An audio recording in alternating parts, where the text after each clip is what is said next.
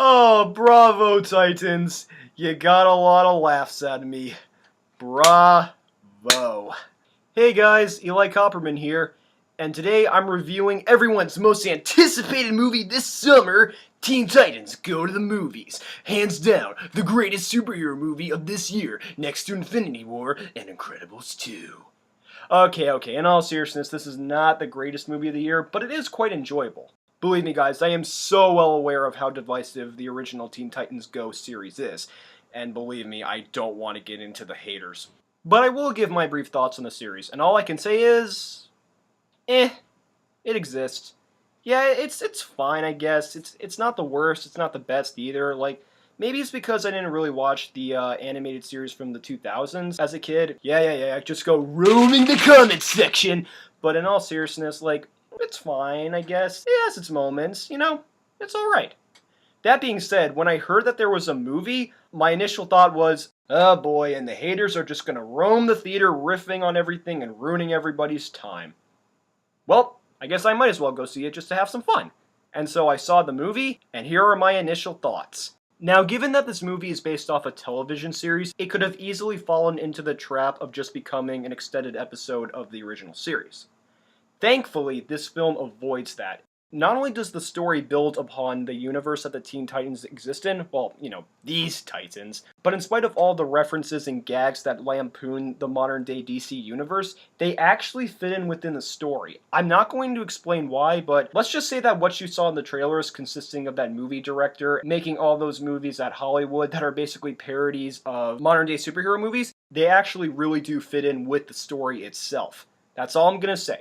So, with that said, I'll admit, I was actually kind of engaged with the story. So in this film, Robin wants a movie out of the Titans, however no one really cares enough to want to make a movie out of them compared to other superheroes like Superman, Batman, Green Lantern, and Wonder Woman, because compared to those supers, they're kind of jokes. Okay, not kind of, they are jokes. Now, it's through this arc where Robin learns about the valuable lessons of friendship and all that stuff. Yeah, we've heard all that before. That being said, what did keep me intrigued throughout the film was mainly how they executed the story and how the film, as I stated before, lampoons the modern-day superhero movies. It really is funny how many creative liberties the filmmakers took, down to even featuring Stan Lee in a cameo. I'm not kidding, guys. Stan Lee has a cameo.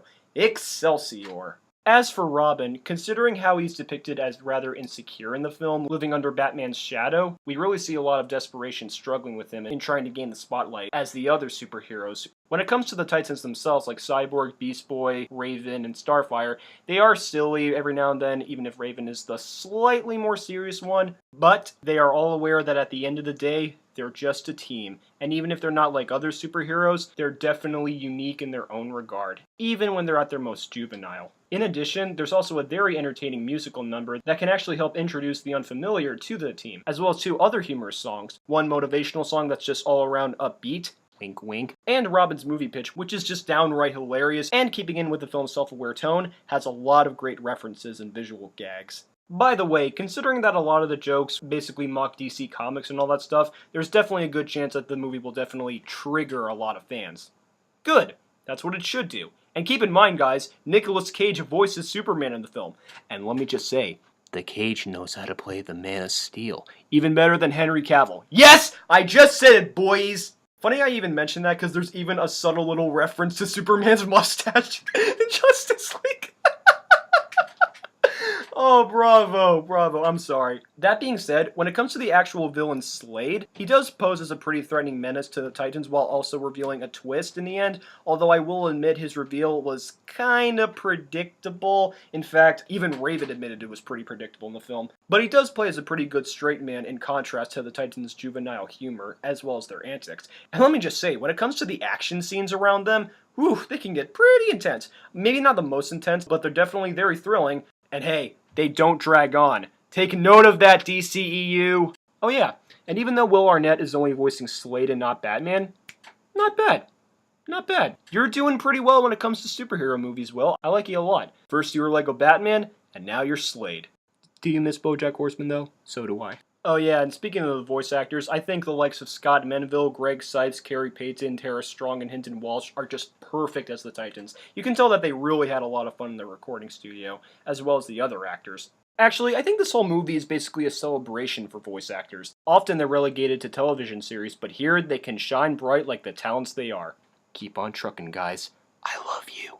And lastly, even though the animation of the show is not terrible, but you can tell it's a little cheap while also being very colorful, in this film, the animation got a significant upgrade. Not a huge upgrade, but definitely enough to take full advantage of the big scope of the cinemas. In addition, there are some scenes that are done in different animation styles, especially one particular hilarious parody of a certain Disney film that everybody loves. As I stated before, the action scenes can get a little thrilling, and the animators definitely had a lot of fun pulling off the movements, even if the character animation isn't the smoothest. But hey, that's what happens when you work on a $10 million budgeted film. So, yeah, overall, I had a lot of fun with the Teen Titans Go movie. Yeah, I know a lot of people are gonna want my blood for saying that, but I do mean it. I really did have a lot of fun with it. Most of the humor got a lot of decent chuckles out of me, the animation was fun to look at, I enjoyed the characters, the voice acting was spectacular. It was just an all-around fun movie. In this day and age where DC has tried to make their films so realistic and dark and moody and all that stuff that they've basically become jokes within themselves. Seriously, that upcoming Titans series? What the fuck, DC? Movies like this and the Lego Batman movie come around to remind us that sometimes just having fun with yourself is way more than enough. Granted, I like the Lego Batman movie more than this, but this movie is a clear reminder as to why some superhero movies are better off done humorously.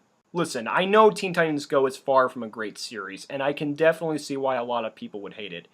But would it kill you guys to just try to enjoy yourselves? Heck, if you go see the movie, there's a special little bonus for you guys during the credits. I'm not gonna say why, but just stick around for the credits. Trust me. Or you can just wait till it comes out on demand. But either way, just try to give this film a chance, guys. Stop crying in your basements, your mother's bedroom, saying, "Oh, Teen Titans Go is the worst thing ever, this movie's cancer. Why is it getting so many positive reviews?" Because it's funny!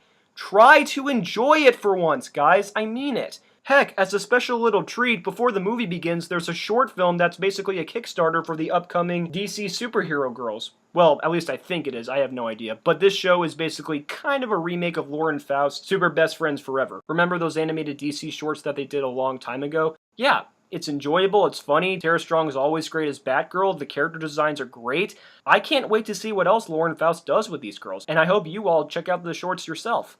Alright, so those are my first impressions of Teen Titans Go to the movies. Don't worry guys, I'm going to make a much better review on IMDb soon enough. You can check it out in a link in the description below. And with all that said, I hope you guys check out the movie. If you don't want to see it in theaters, that's fine, you can just wait till it's on demand, but I recommend it, it's enjoyable. Although if you're truly one of those easily triggered haters who just hates Go with a passion and you don't want anything good to come out of it, then fine, just go away. Bug off. Don't ruin everybody's fun, jackass. Sorry about that, I'm just so sick of those haters. But yeah, definitely check this film out if you guys ever want to. And until then, I'll be making more videos whenever I can. Stay tuned this Wednesday for a very special video. And until next time, peace out, guys.